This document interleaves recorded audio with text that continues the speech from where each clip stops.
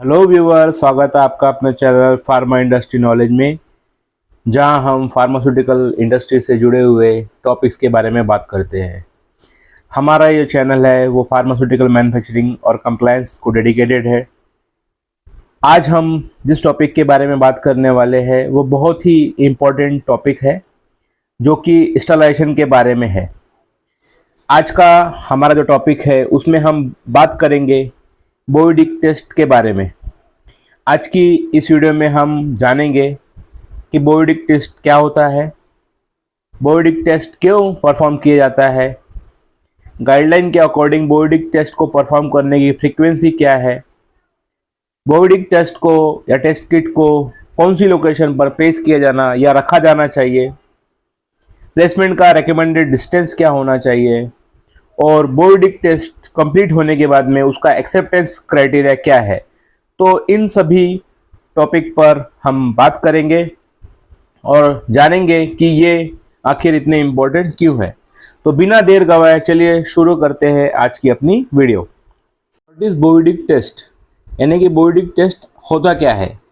तो Bowie Dick test एक diagnostic यानी कि जांच करने वाला टेस्ट है, जो कि प्री वैक्यूम स्टीम स्टरलाइजर के लिए यूज़ किया जाता है। इस टेस्ट का मेन पर्पस होता है ये चेक करना कि ऑटोक्लेव चैम्बर से एयर प्रॉपर तरीके से रिमूव हुई है या नहीं, और स्टीम जो है यूनिफॉर्मली पेनिट्रेट हो रही है या नहीं। ये टेस्ट परफॉर्म करने के लिए हम एक बोविडिक टेस्ट पैक या टेस्ट किट को यूज़ करते हैं, जो कि एक स्पेसिफिक कलर इंडिकेटर के साथ में होती है। जब ये शीट स्टीम के कांटेक्ट में आती है तो इसका कलर चेंज होता है।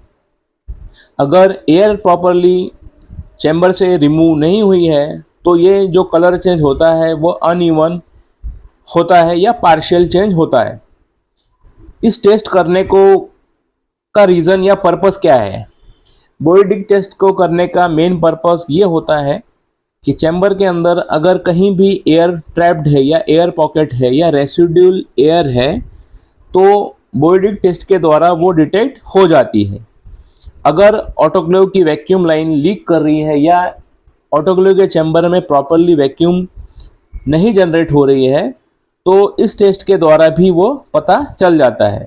अगर ऑटोक्लेव में स्टरलाइजेशन के दौरान एयर पॉकेट है और स्टीम का पेनिट्रेशन प्रॉपरली नहीं हो रहा है तो हम इस टेस्ट के द्वारा ये पता लगा पाते हैं कि हमारा जो ऑटोक्लेव है वो प्रॉपरली फंक्शन नहीं कर रहा है। Why is Bowie Dick test is performed, यानी बोविडिक टेस्ट परफॉर्म करना क्यों ज़रूरी होता है। तो व्यूअर्स, बोविडिक टेस्ट एक क्रिटिकल टेस्ट है जो हमें ये कंफर्म करने में मदद करता है कि हमारा जो स्टरलाइज़र है वो सही तरीके से काम कर रहा है या नहीं। अब ये हमें किस तरीके से इंश्योर होता है ये हम स्टेप बाय स्टेप तरीके से समझेंगे। तो सबसे पहला जो फंक्शन है कि proper air removal from the autoclave chamber, यानी कि ऑटोक्लेव चैम्बर से प्रॉपर एयर का रिमूव होना। ऑटोक्लेव के अंदर अगर एयर प्रॉपरली रिमूव नहीं होती है तो वो स्टीम को ब्लॉक कर देती है। स्टीम तभी इफेक्टिव होती है जब वो प्योर सरफेस एरिया तक पहुंच सके। बोविडिक टेस्ट हमें ये कंफर्म करता है कि स्टरलाइजर के अंदर जो वैक्यूम का सिस्टम है वो सही तरीके से एयर को इवोकेट या निकाल रहा है या नहीं निकाल रहा है। एग्जाम्पल की अगर हम बात करें तो आपके पास एक स्पॉन्ज है जो पूरी तरीके से गीला किया गया है। अगर स्पॉन्ज के अंदर ऑलरेडी हवा भरी हुई है तो स्पंज जो है पानी को अपने अंदर एब्जॉर्ब करेगा नहीं। यही काम एयर ऑटोक्लेव के अंदर करती है, जिससे कि स्टीम जो है ब्लॉक हो जाती है। दूसरा है यूनिफॉर्म स्टीम पेनिट्रेशन। स्टरलाइजर का प्रिंसिपल है कि सैचुरेटेड स्टीम यूनिफॉर्मली एक्सपोज होगी और वो आइटम के कांटेक्ट में आके अपनी जो हीट है वो आइटम को देगी, जिससे कि जो स्टरलाइजेबल मटेरियल है वो स्टरलाइजेशन उसका होगा। तो बोविडिक टेस्ट हमें ये इंश्योर करता है कि स्टीम जो है लोड के अंदर पूरी तरीके से यूनिफॉर्मली पेनिट्रेट हो गई है और हमारा जो स्टरलाइजेशन है वो प्रॉपरली अचीव हो पाएगा।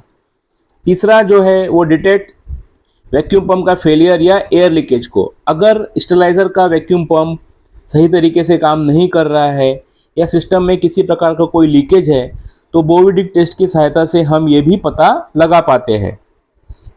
तीसरा, reliable sterilization of porous load. जो हमारे पोरस आइटम जो होते हैं उनका सही तरीके से स्टरलाइजेशन हो रहा है, ये भी हम बोविडिक टेस्ट की सहायता से पता लगा सकते हैं। पोरस आइटम जैसे कि gown, filter, garment, towel etc जो है वो पोरस लोड के अंदर आते हैं। पोरस यानी कि वो लोड जिसमें कोई छिद्र होता है।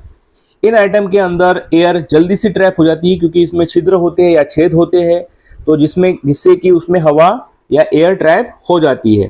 इसलिए बोविडिक टेस्ट से पहले ये इंश्योर करना ज़रूरी होता है कि हमारा स्टरलाइजर जो है 100% पोरस लोड को भी स्टरलाइज कर पाता है या एयर को रिमूव कर पाता है।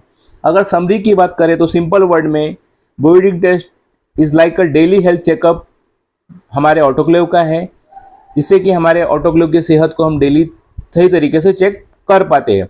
अगर ये टेस्ट पास है तभी हम अश्योर हो पाएंगे कि हमारा जो ऑटोक्लेव है प्रॉपरली वर्क कर रहा है, और अगर ये टेस्ट फेल होता है तो इसका मतलब ये है कि पहले हमें रुकना है, हमारे मशीन को रेक्टिफाई करना है, उसके बाद ही हमें इसमें आइटम जो है स्टरलाइज करने हैं। इसीलिए बोविडिक टेस्ट एक बहुत ही इम्पोर्टेंट और क्रिटिकल टेस्ट है ऑटोक्लेव के लिए। व्यूवर्स, अभी तक हमने समझा कि बोविडिक टेस्ट कितना क्रिटिकल और इम्पोर्टेंट है स्टरलाइजेशन के लिए। इसीलिए रेगुलेटरी गाइडेंस के हिसाब से इसकी फ्रीक्वेंसी क्या होनी चाहिए इस स्लाइड में हम ये समझेंगे।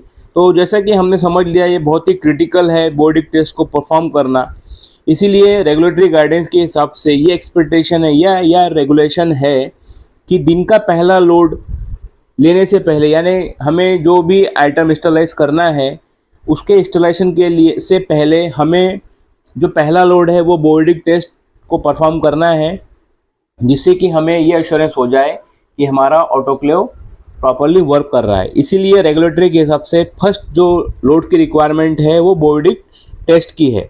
अब कौन सी रेगुलेटरी एजेंसीज की ये रिक्वायरमेंट है, तो ISO 11140 ये एक इंटरनेशनल स्टैंडर्ड है जिसके अकॉर्डिंग भी बोविडिक टेस्ट जो है दिन का पहला लोड होना चाहिए।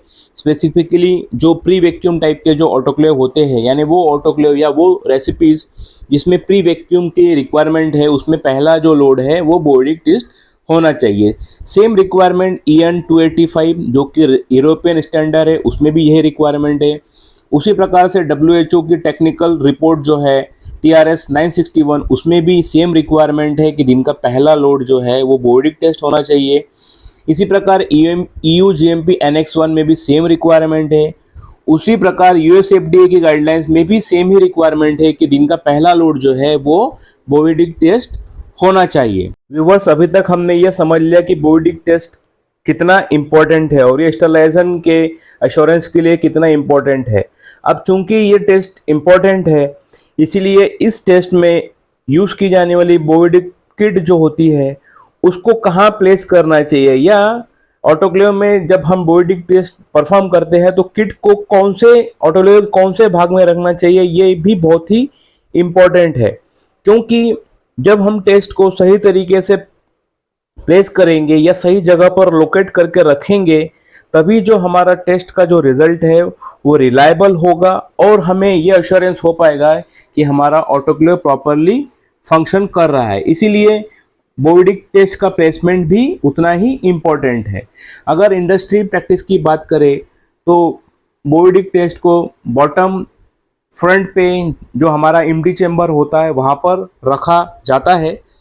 अगर हम इसको कहीं और प्लेस करते हैं तो वो जगह प्रॉपरली डॉक्यूमेंटेड होना चाहिए। नॉर्मली जो है बोविडिक टेस्ट को हमारा वेल्डेशन के दौरान जो कोल्ड स्पॉट आइडेंटिफाई होता है, नॉर्मली वो हमारा ऑटोक्लेव का ड्रेन होता है। तो बोविडिक टेस्ट को कोल्ड स्पॉट या वर्स्ट केस लोकेशन जो जहाँ पर जो स्टीम का पेनिट्रेशन है या difficult to steam reach location होती है वहाँ पर प्लेस किया जाता है। नॉर्मली ये लोकेशन जो है ड्रेन पॉइंट होती है जो कि ऑटोक्लेव का ड्रेन होता है, उसके ऊपर ही ये टेस्ट किट को रखा जाता है।